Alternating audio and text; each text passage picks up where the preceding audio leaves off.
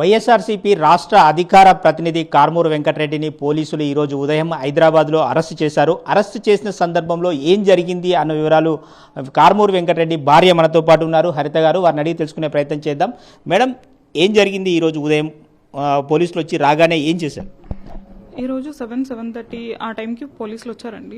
2 సార్లు అప్రూవల్ అడిగారు. కాకపోతే మేము తెలియని పర్సన్స్ కాబట్టి అప్రూవల్ ఇవ్వలేదు. డైరెక్ట్ సెక్యూరిటీని తీసుకొని పైకి వచ్చేసారు. వాళ్ళు డైరెక్ట్ బెల్ కొట్టేశారు, లోపలికి వచ్చేసారు. తర్వాత మీ మీద ఒక కంప్లైంట్ రిజిస్టర్ అయింది తాడిపత్రి పోలీస్ స్టేషన్ దగ్గర అనేసి అది ఇన్ఫార్మ్ చేయడానికి వచ్చామన్నారు. తర్వాత లేదు, మళ్ళీ దాని మీద వివరణ ఇవ్వండి అని చెప్పేసి రిటర్న్ స్టేట్మెంట్ కూడా తీసుకున్నారు. రిటర్న్ స్టేట్మెంట్ తీసుకున్న తర్వాత నోటీసులు ఇవ్వడానికి వచ్చాం అది ఇది అని చెప్పారు. మళ్ళీ తర్వాత లేదు, డైరెక్ట్ విచారణకు తీసుకెళ్లిపోతున్నామని చెప్పేసి మళ్ళీ మనిషిని కూడా తీసుకొని వెళ్ళారు. అయితే ఈ ప్రాసెస్ అంతా జరిగేటప్పుడు కూడా నా ఫోను ఆయన ఫోను 2 ఫోన్లు కూడా వాళ్ళ దగ్గర పెట్టుకున్నాను. ఒక ఫోటో కానీ వీడియో కానీ ఏం తీయనివ్వలేదు. అండ్ నోటీస్ కూడా మాకు చూపించలేదు. నాకు రిటర్న్గా హార్డ్ కాపీ చూపించలేదు, ఫోన్లో డిజిటల్ కాపీ కానీ ఏం చూపించలేదు. అండ్ ఇదంతా జరిగిన తర్వాత మళ్ళీ మీరు బట్టలు తీసుకొని రండి, టైం పడుతుంది, మీకు విచారణకు తీసుకొని వెళ్తాం, ఏ పర్పస్లో ఇదంతా జరుగుతుంది, ఏంటి కంప్లైంట్ అని అడిగితే మీరు ఎక్స్లో పోస్ట్ పెట్టారు కదా దాని గురించి అని చెప్పారు. సో సోషల్ మీడియా పోస్ట్ కోసం ఇంత వచ్చి ఇట్లా హంగామా చేసి అండ్ మోర్ ఓవర్ ఒక జస్ట్ 1 hour ప్రాసెస్లో ఎలా అరెస్ట్ చేసి తీసుకొని వెళ్తారు? దానికి విచారణ ప్రాసెస్ అనేది ఉంటుంది, ముందు నోటీసులు ఇవ్వడం అంతా ఉంటుంది కదా. ఇట్లా సడన్గా తీసుకొని వెళ్ళిపోతే మరి ఇంట్లో భయపడతాం కదా. పోలీసులు చాలా దౌర్జన్యంగా వ్యవహరించారు, తోపులాట జరిగింది అని అంటున్నారు. వాస్తవమేనా? ఏం జరిగింది? ఎవరైనా తోసేశారా పోలీసులు? కింద మా కజిన్ ఉన్నారండి, మా హస్బెండ్ వాళ్ళ తమ్ముడు. తను అలా తీసుకొని వెళ్ళిపోతుండే. అప్పటి వరకు నా దగ్గర ఫోన్ లేదు కదా. వాళ్ళు బయటకు వెళ్ళేటప్పుడు నా ఫోన్ నాకు ఇచ్చేసి వెళ్ళారు. అప్పటికి కూడా 1/2 hour వాదన జరిగింది. నా ఫోన్కి ఏం సంబంధం, మీరు నాదెందుకు తీసుకొని వెళ్తున్నారు అంటే, మీరు ఎవరికి ఇన్ఫార్మ్ చేయొద్దు, దాన్ని ఇష్యూ చేయొద్దు, దాన్ని పెద్దది చేయొద్దు, అది మీకే ప్రాబ్లం అవుతుంది అని మాకు and as like cold warning లాగా అలా ఇచ్చేసి వెళ్ళారు. అండ్ తర్వాత మేము వాళ్ళు బయటకు వెళ్ళిన తర్వాత నేను వెంటనే మా కజిన్కి ఫోన్ చేయడం జరిగింది. ఆ అబ్బాయి అప్పటికి లేచి కిందికి వెళ్ళాడు.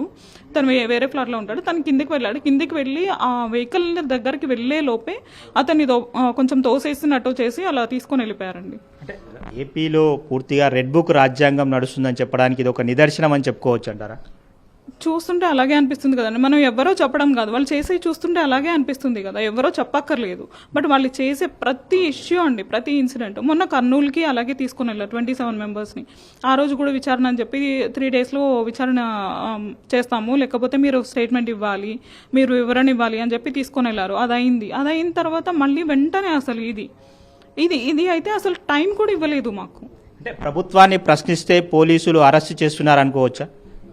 అది ప్రభుత్వాన్ని ప్రశ్నించకపోతే అది ఎలా ఉంటుందండి? ఇప్పుడు మన మనసులో ఉన్నదే కదా ఆయన చెప్తున్నారు. చాలా మంది మనసులో ఉన్నదే ఆయన తిరిగి మాట్లాడగలుగుతున్నారు. మాట్లాడే పర్సన్స్ కొంతమంది ఉంటారు. మరి వాళ్ళ నోర్లు మూసేస్తా అంటే ఎట్లా? అదైతే కరెక్ట్ కాదు కదా. మాట్లాడే వాళ్ళు ఎవరు లేకపోతే ప్రభుత్వం అలాగే ఒక్కటే ఉండాలంటే కూడా అది అవ్వదు కదా. మనం ఉన్నది ప్రజాస్వామ్యంలో. అలాంటప్పుడు ఎవరు మాట్లాడకూడదు, నేను చెప్పిందే కరెక్ట్, నేను చెప్పింది చెయ్యండి అంటే అది రాజరికం అవుతుంది. ప్రజాస్వామ్యం ఎలా అవుతుంది? ఇప్పుడు ఆంధ్రప్రదేశ్ ప్రభుత్వాన్ని మీరు ఏం డిమాండ్ చేస్తున్నారు?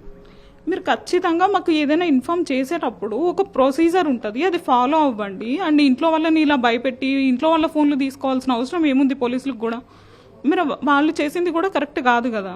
వాళ్ళకి ఫ్యామిలీస్ ఉంటాయి, వాళ్ళని ఇలాగే థ్రెటన్ చేస్తే వాళ్ళు ఊరుకుంటారా? మొత్తం మీద చూసుకోవచ్చు, కార్మూరి వెంకటరెడ్డిని పూర్తిగా దౌర్జన్యంగా పోలీసులు తీసుకెళ్లారు. ప్రజల మనసుల్లో ఉన్నదే పూర్తిగా కార్మూరి వెంకటరెడ్డి మాట్లాడారని, ఇలా చేయడం పూర్తిగా విరుద్ధంగా చేశారు, చట్ట విరుద్ధంగా చేశారు, నోటీసులు ఇవ్వకుండా అరెస్టు చేసి తీసుకొని వెళ్లారని చెప్పి కార్మూరి వెంకటరెడ్డి భార్య హరిత చెప్తుంది.